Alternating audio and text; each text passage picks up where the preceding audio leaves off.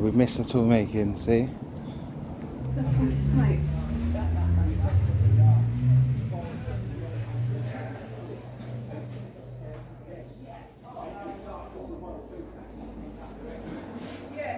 We've got mounds in the Bronze Age here.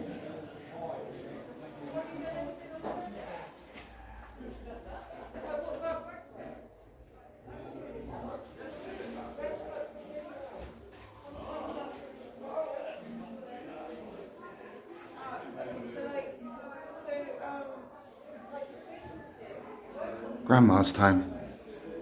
That's when Grandma was about. Yeah.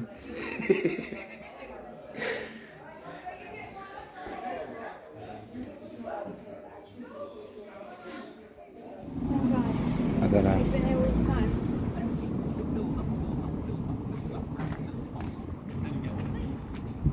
Although normally you'd expect to be much bigger or like that. That's really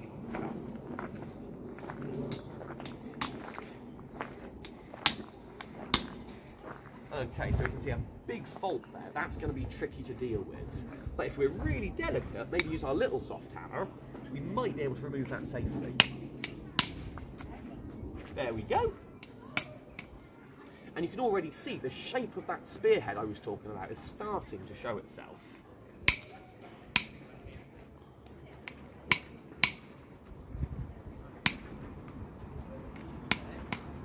But it's important not to get carried away and start working on the thin end before you've finished thinning off on the others, otherwise it's going to snap right in the middle.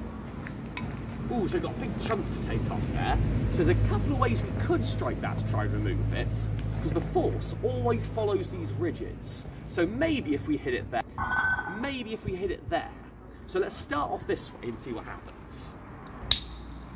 There we go. So what this means, when you get one of those big dents that's round, is that we haven't hit it hard enough, because the force wants to travel a lot further and then scoop upwards. But that's going to be tricky to deal with. To get rid of one of those, we need to start up this end now. But we might save that one for later when we've got a clearer course of action.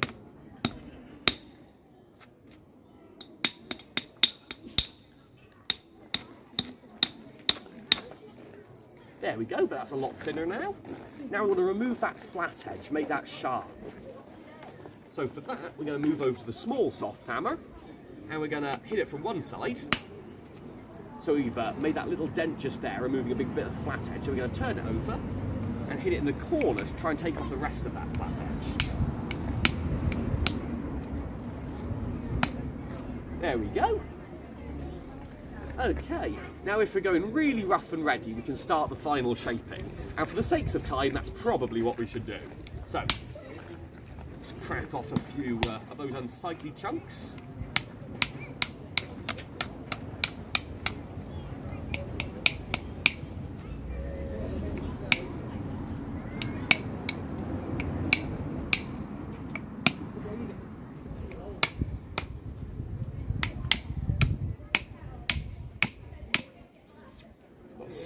Stubborn piece there.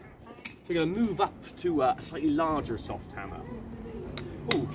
Now I might be getting carried away with myself. Does anyone have time perchance? It's a bit tricky when you're from 10,000 years ago. 12. Say again? Nearly 12. Nearly 12? Fabulous. So we'll do a minute more on this one and then we'll crack on with a little bit of firelight in.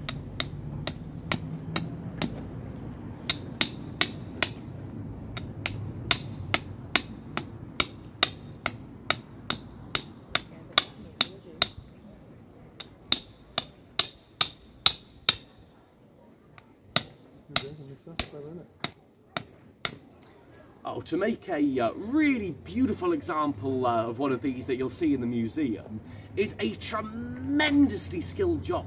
So typically we measure, well, when a tool's been worked on both sides, we call it a biface. So to measure bifaces, we always go by width to height. So this one's maybe 3 to 1. Well, we see some examples, beautiful Neolithic examples of up to 20 to 1, which nobody alive today can replicate. So that's about that thin to about that long. So suffice it to say, that is unbelievably complicated. Goes to show we should never underestimate ancient man just because he lived a long time ago. I mean, they would have spent days and days and days, wouldn't they? Because they had nothing else to do. So. Of course. And there's a lovely, clear thought process that you can see in modern people. So we see a lot of rough and ready ones like that. That's not done, but that would work. You lash that onto the end of a spear and go for a quick hunt. But we also do see these gorgeous examples. And I really do think that can speak to a lot of people today, in as much as we could just use one of these, but we're bored and we want to make it pretty. There we go. Also, perhaps I put that a little simplistically, because it could also in some instances have been a status symbol. Some people believe it could have been a marriage good to show, well, a little bit like a dowry. Some people even suspect that Neolithic arrowheads, the beautiful ones with barbs and tangs, were some kind of early form of currency. So it had no set value, not like modern day coins, but was a generally accepted trade item, as their practicality is so far outstripped by their, what's the other word when it's pretty? By their aesthetic. So we don't know precisely what they were for, but that does seem like a good theory. Alrighty, I think it's fire time. So you folks might want to gather around a little bit closer, just so you don't miss. Alright, so fire. Now, ancient man probably started making his own fire about 1.4 million years ago. That's before our species even existed. So, any ideas what might have changed in the world when we invented fire? Any of the young crowd? No? Alrighty, well, there are some enormous changes. So for a start, we no longer have to be scared of predators or the dark. That's a very, very important change. When you can now sleep in relative safety, that is, as I say, a real shift where you hitherto couldn't. There's tool making, so you can now make glue, you can harden wood, you can heat treat flint to make it easier to shape into stone tools. You can delve underground, as we did at Goth's Cave, and incredibly importantly, you can cook. So ancient man, Homo erectus, the species we believe discovered fire, or discovered how to make his own fire, had a great long jaw for chewing raw vegetables. On though, folks.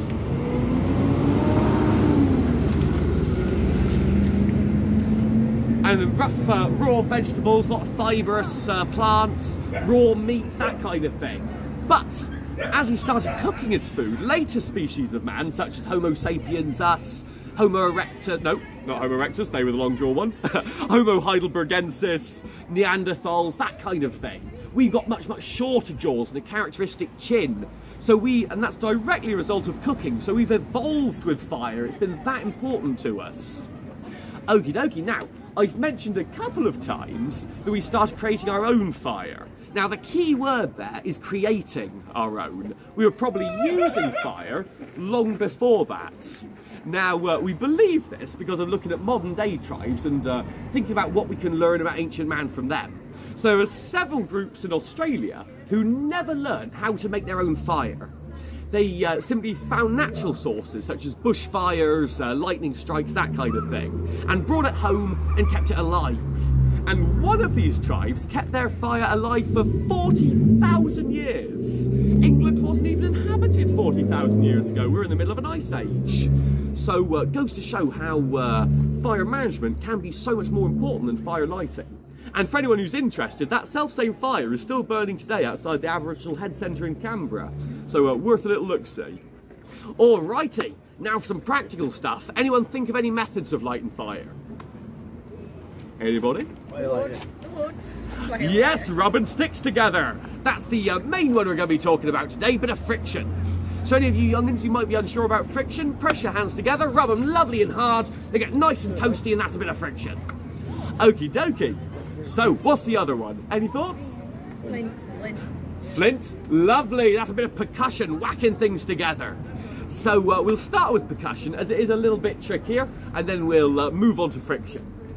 Alrighty. So we're going to need a piece of iron pyrites and a lovely sharp flint blade. That should do.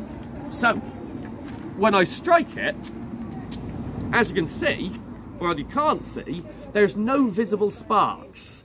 Now we are creating sparks, but they're cool sparks, under 100 degrees. So they're not visible at this time of day, it's too bright. But what we can do is smell them. So hands up if you're allergic to sulfides. Nobody? Lovely, you'd know if you were. So I'm going to start down this end, striking as we go, have a big old sniff, and it should smell of bad eggs. Is your nose ready? Huh? Is your nose ready? My nose ready. Oh. Lovely. Big old sniff for you guys. Anything? Very faint. No? So Well, let's see if smell it, we can it find might a have sharp COVID. piece of flint. That's all you can try. There we go. Let's try this one. Smell it ready. Is it that smell? Yeah, I've got it now. There Oh, we it's still going a go. little bit. Big old sniff for you, buddy.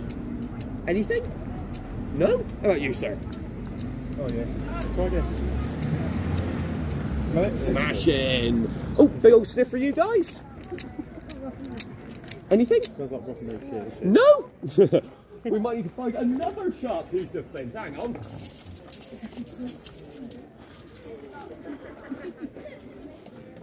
Let's try that. Here we go. Anything at all? No? Alright, how about you guys? Oh, I can smell it. Yeah, I can smell it. There we go. Do you want another go? You need to be down. Alrighty. Oh yeah, I can smell that now. Lovely. Here we go, guys. Yeah. Yeah. Marvellous. And for you folks. Sniff for you. Huh? Yeah, you asked Grandma to down the trip. So they have an extra. I know. Huh? Lovely. And for the grandmas. Lovely. Now, did I miss anyone who fancies a sniff of a shiny rock? Nobody? Lovely. So, as you can see, it's very tricky lighting a fire that way. It can take up to 18 hours. So it's not something you really want to be doing every single time you've got to set up camp. So we're going to be relying on friction instead. Alrighty, now. First off, let's move a few skins out of the way. Oops, sorry, sir. There we are. Now then, you folks, whoops, might want to come around a little bit. I'm going to be hunched down just here. So, purely for the sake of being able to see, if anyone under about yay tall comes and crouches down in front of the perspex, we can get more people in Max, do you behind. want to crouch down a little bit there, then you see? Or you want to look over the top? Okie dokie. So, first things first, we need a nice big knee pad, because a skirt on gravel is always a bold move. Next, we need a nice big thick leather pad. This is what's going to catch the ember, so it doesn't blow away, get lost in all the gravel, anything like that. There we are. Now, we need the hearthboard and spindle. This is where all the magic's going to happen, where we're getting friction from the wood rubbing together, we're getting fuel because of the wood powder, and oxygen's getting in through that little V. That's also where the ember will fall out. So that's a whole fire triangle right there we've got. So I'm going to pop that under my foot. There we are. Now we're going to take the bow drill and wind the spindle in like so. We pop that in situ. We take a limpet shell and place that on top so it's got something to spin in. And finally a pad of leather, because that shell's going to get really warm in a minute. Alright, here we go.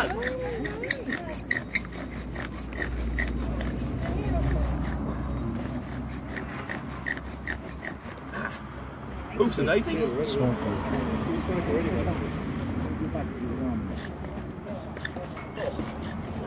Okay, we just got to establish a slightly better grip. I keep burning my hands.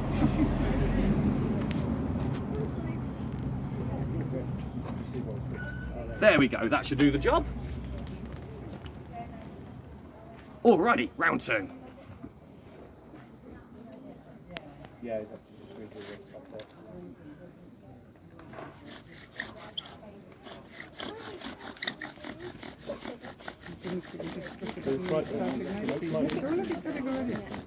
We're getting some smoke now.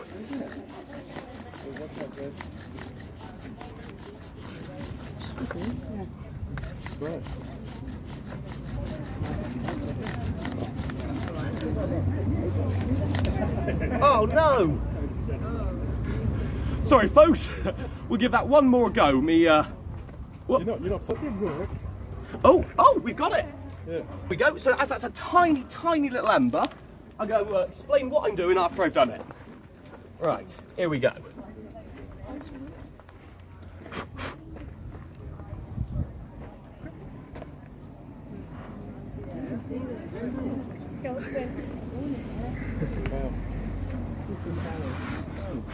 Wow. Okay, so once we had that burning ember inside that little pile of wood ash, we are able to transfer it to this. Now this is a mushroom that grows on dead and dying ash trees called King Alfred's cake. So this is a lot of fun to find at home. All you need to do is go out to your local woods, find a dead or dying ash tree, and if it has these growing on it, give it a tap. If it's hard, it should be King Alfred's cake. Then just pop it in a cardboard box with some, maybe some kitchen roll, some tissue, something like that, on a radiator for about 3 weeks, et voila, Stone Age lighter. So this holds an ember, and this would have held an ember for hours, even days, if it was a big piece and you treat it just right. Wrap it in some damp leather or leaves, constrict the oxygen. So ancient man would have travelled with these, maybe on the hunt, maybe from tribe to tribe, maybe just moving on in the autumn or winter. So, now I'm going to pop this just here, and of course no touching from anybody, but if anyone wants to, you can have a little breathe on it just to keep it alive for me. So, in the meantime, I'm going to take a nice big fistful of hay. We're going to twist that up into a little bird's nest. Just like that.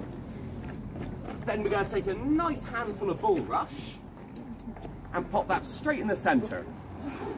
Oh, for anyone who's unsure about bulrush, that's what one of these is. Marvellous. So, thank you. Anybody else fancy a blow before we keep going? Yeah, Max.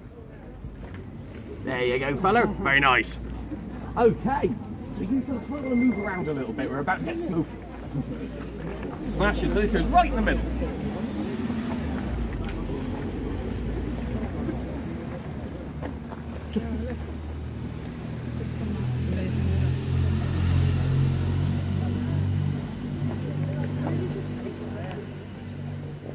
You alright to scout now?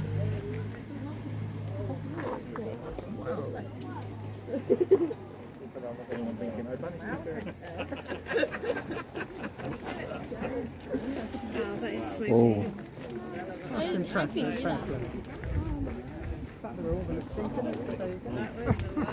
Yeah. There we go.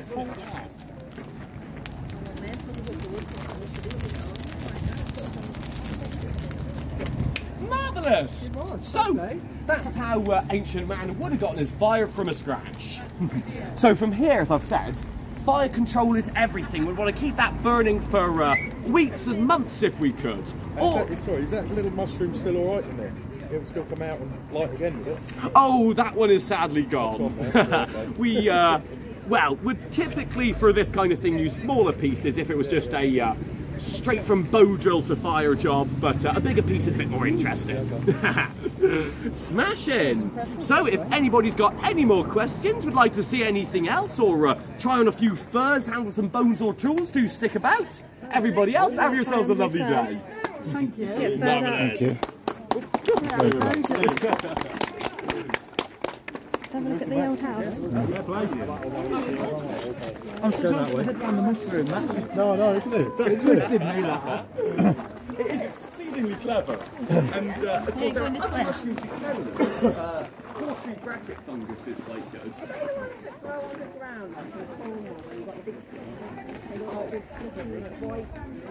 it's quite similar, but that particular fungus only grows in the north. So you probably see something Sorry, outside of my house. in the same family. But in this part of the world. In the north, they look pecking up with no stuff in water. Oh, yes. I guess it's a bit solid. Did you get a picture of it?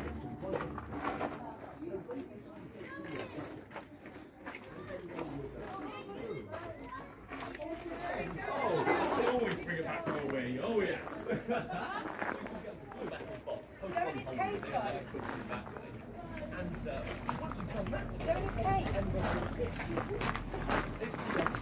I'll split some with you in a minute.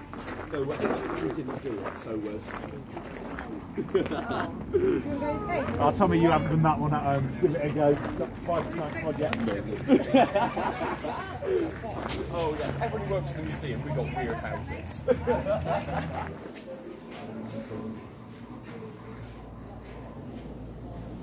Oh, ooh. Spooky. Ooh.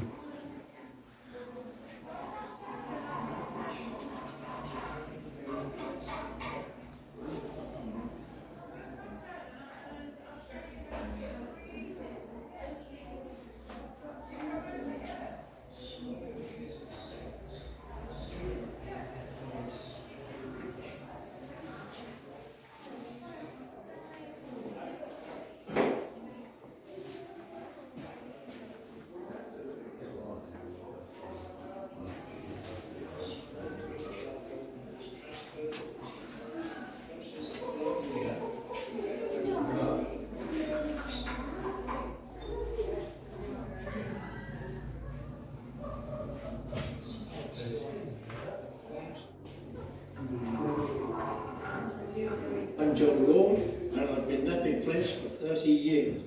Our ancestors started to make stone tools almost 2 million years ago.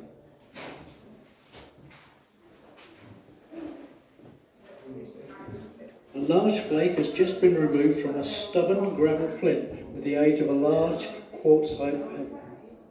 A hand axe can be produced from this flake by firstly creating the rough shape with a stone hammer.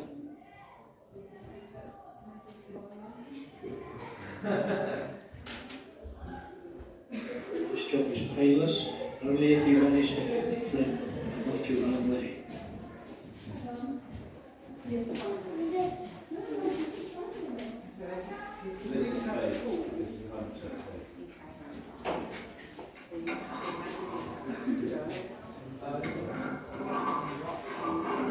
Final shaping is being done with a deer antler soft hammer with a small abrasive hammer.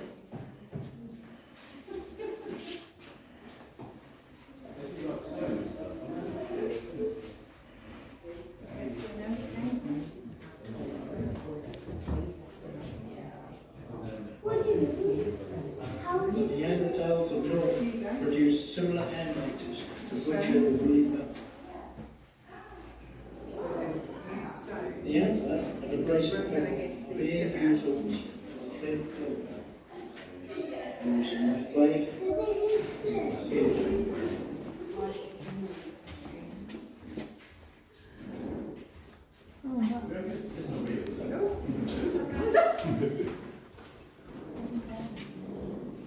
Oh, is this where we were? Thank you.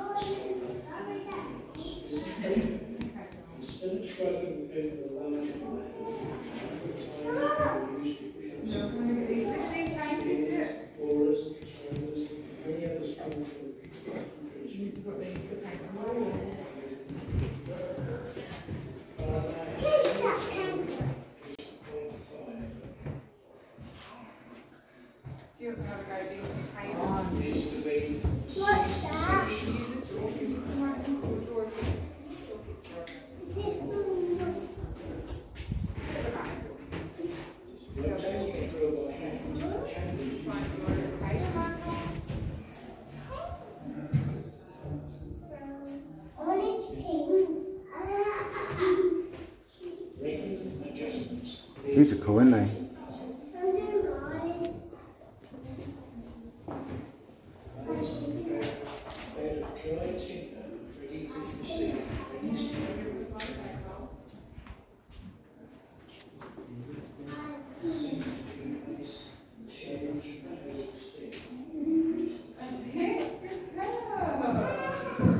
Looks like a pipe.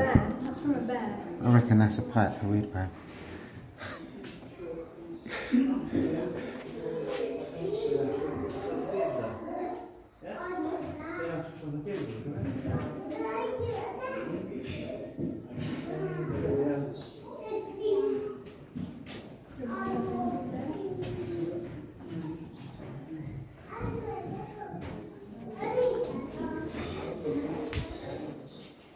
Oh, shh.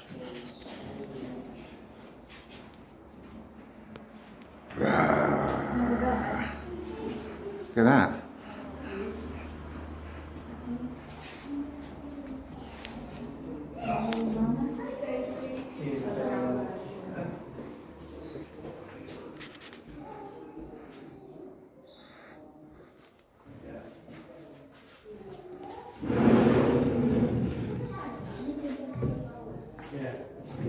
Get a close up with a magnifying glass, but I don't think it looks very good. There's a tooth in that one.